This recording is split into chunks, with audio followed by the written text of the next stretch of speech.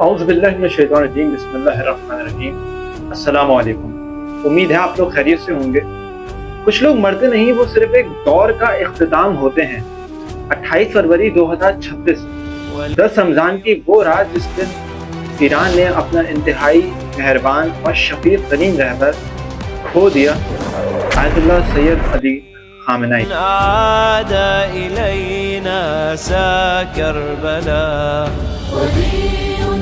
इससे पहले कि मैं ईरान के नए रहबर आला आयतुल्लाह सैयद मुज्तबा हुसैनी खामेनी के बारे में बात करूं, थोड़ी देर चलते हैं उस वक्त पर जब ईरान पे राज था एक अमेरिकन पपेट रज़ा शाह पहलवी का। रज़ा शाह पहलवी वो बादशाह कि जिसने ईरान पर कई साल तक हुकूमत की और पहलवी डायनेस्टी ने काफ़ी अरसे तक हुकूमत की। और ये वो बादशाह था जो इंतहाई खुद परस्त और अय्याश तरीन बादशाह था। ईरान का ये बादशाह काफ़ी अरसे तक ईरान पर हुकूमत कर रहा था, जिसकी हुकूमत के खिलाफ पहली मरतबा किसी मर्द मुजाहिद यानी आयतुल्लाह रूहुल्लाह मुफ्ती खुमैनी ने आवाज़ उठाई। इमाम खुमैनी ने इस बादशाह के खिलाफ आवाज़ उठाई और 3 जून 1963 यानी 3 जून 1963 को गिरफ्तार हुआ। और इन गिरफ्तारियों के बावजूद इमाम खुमैनी मुसलसल इस जिहाद को अंजाम देते रहे और मुसलसल ईरान के शहर के खिलाफ आवाज़ उठाई और काम करते रहे, यहाँ तक कि उनको मुल्क बदल किया गया और भी बहुत सारी सहुबतें पे हुई। लेकिन इमाम खुमैनी पीछे नहीं हटे, यहाँ तक कि 1979 में ईरान में एक बाकायदा तौर पर इनकलाब आया जिसमें रज़ा शाह पहलवी ईरान से एस्केप कर गया और ईरान में फिर खुमैनी की हुकूमत आई।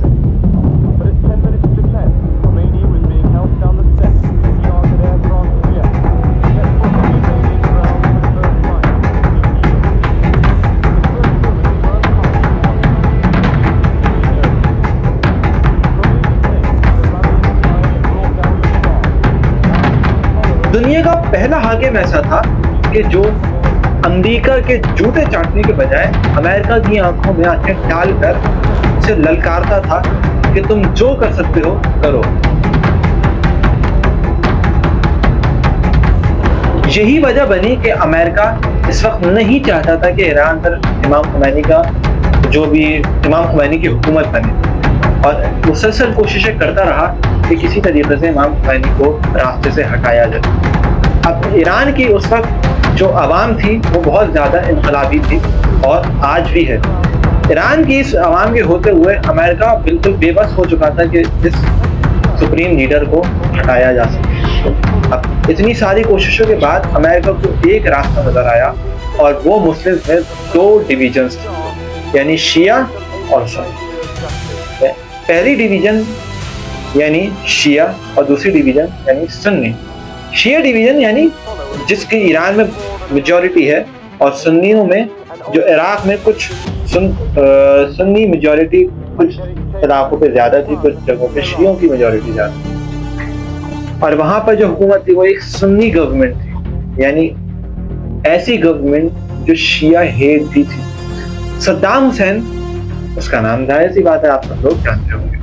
सद्दाम हुसैन को इस्तेमाल किया अमेरिका ने एज अ पपेट और ईरान पर हमला करवाया और ईरान पर इस वजह से एक और वार आ गई।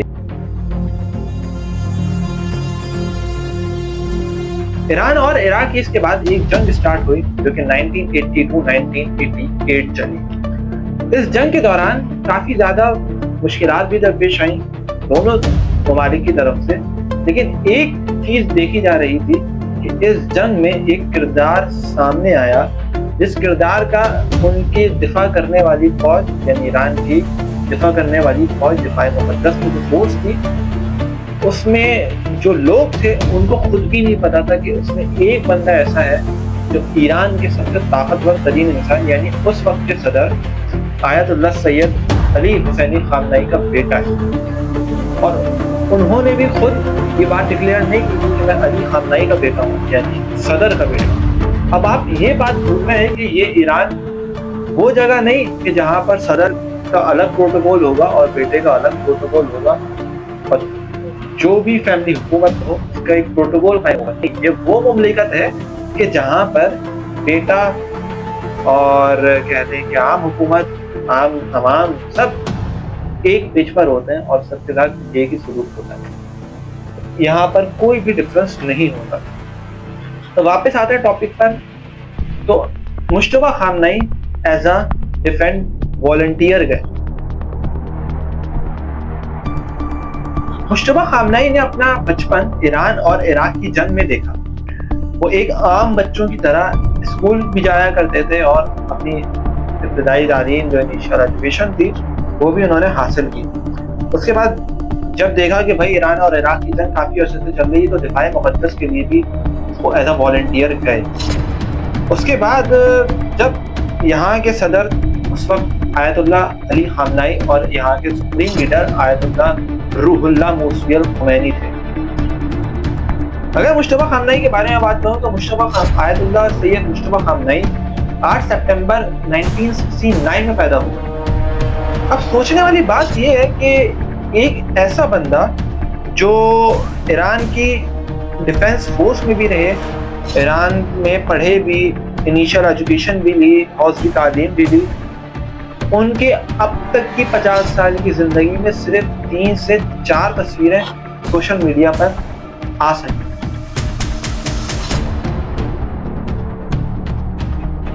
جیسے کہ میں نے آپ کو بتایا کہ مشتبہ خامنئی ایران کے سب سے طاقتور ترین انسان یعنی آیت اللہ سید علی خامنئی کے بیٹے تھے, لیکن اس کے برعکس وہ بالکل عام لوگوں کی طرح زندگی بسر کر رہے تھے اور عام لوگوں کی طرح ہی زندگی کو گزارتے تھے.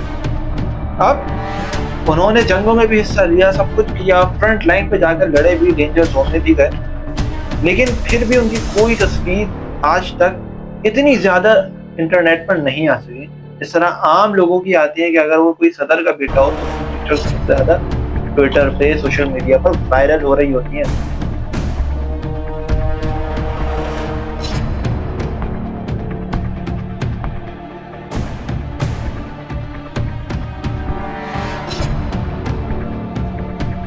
آیت اللہ سید مشتبہ خامنئی نے اپنی ابتدائی حوزوی تعلیم ایران کے بڑے 2 علماء یعنی آیت اللہ وحید خراسانی اور آیت اللہ سید شبیری زنجانی سے حاصل کی.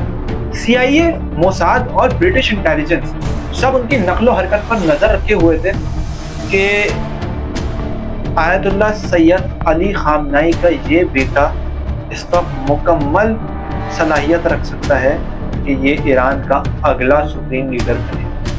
وہ ان کی نقل و حرکت پر پورے طریقے سے نظر رکھنے کی کوشش کر رہے تھے کہ یہ کسی طریقے سے اس پر کچھ کام کیا جا سکے. اس کے باوجود 2007 میں CIA کے پاس کچھ فائل موصول ہوتی ہیں اور ان فائلز میں لکھا ہوتا ہے کہ مشتبہ خامنئی ایران کی بڑی انٹیلیجنس ایجنسی کو سنبھال رہے ہیں. اس کے بعد وہ ان کے پاس ایک بہت بڑا انفلوئنس ایران کی ملٹری ایجنسی کا بھی ہے. پس اجماع در یک دوره اگه صورت بگیره کاشف از نظر مبارک معصوم صلی الله علیه و آله هست و در واقع همون مطلبی که در لوح واقع گفته شده. Was ist das? Was geht denn? Iran Iraq جنگ کے ختم ہونے کے بعد آیت اللہ مشتبہ خامنئی نے 18 سے 20 سال تک مزید اجتہاد کی تعلیم دی اور پھر 1990 کے بعد آیت اللہ مشتبہ خامنئی خود درس اجتہاد بھی دینا. پس اجماع در یک دوره اگه صورت بگیره کاشف از نظر مبارک معصوم صلی الله علیه هست و در واقع همون مطلبی که در لوح واقع گفته شده. Was ist das? آیت اللہ مشتبہ خامنئی نے دین کے ساتھ ساتھ ماڈرن ٹیکنالوجی کو بھی پریفر کیا ہے. اس میں ان کے پاس ملٹری سائنس, ہیومینٹیز اور ماڈرن ٹیکنالوجی اور انٹیلیجنس ایجنسیز کے بھی کورسز ہیں, اور یہی وجہ بنی کہ ان کا تعلق ایران کے نیوکلیئر پلان سے بھی تھا. این مطلب قاعده لوح که بفهم آیت الله سید مشتبه خامنه‌ای است. آیت الله سید مشتبه خامنه‌ای بیان که در پی توجیه ناسوارها باشد با شاگردانش چنان 28 فروری آیت اللہ سید علی خامنئی کی شہادت کے بعد امریکہ کی کئی دھمکیوں کے بعد بھی مجلس خبرگان رہبری کے 88 علماء یعنی 88 اسکالرز نے آیت اللہ سید مجتبیٰ خامنہ ای کو کشف کیا۔ اب یہاں پر میں تھوڑا سا آپ کو بتانا چاہوں گا کہ کشف اور الیکشن میں فرق ہوتا ہے۔ اس وقت وہ میرا ٹاپک نہیں ہے، لیکن کشف اور الیکشن میں فرق ہوتا ہے، اور اگر کوئی چاہے تو ہمارے انسائٹس کے واٹس ایپ چینل سے اس چیز کو حاصل کر سکتا ہے، کیونکہ میں نے کچھ عرصے پہلے پوسٹ بھی کیا تھا کشف کیا ہوتا ہے اور الیکشن کیا ہوتا ہے ایک سپریم لیڈر کے لیے۔ اور اس کے بعد مجلس خبرگان رہبری نے اعلان کر دیا کہ ایران کے تیسرے سپریم لیڈر، تیسرے رہبر وہ ہیں جو اپنی اہلیہ، اپنے والد اور اپنے اہل و عیال میں کافی لوگوں کھو چکے ہیں، یعنی آیت اللہ سید مجتبیٰ خامنہ ای، جو کہ اب دشمن کے سامنے پورے طریقے سے ڈٹے ہوئے۔ وما علینا الا البلاغ المبین۔ السلام علیکم ورحمۃ اللہ۔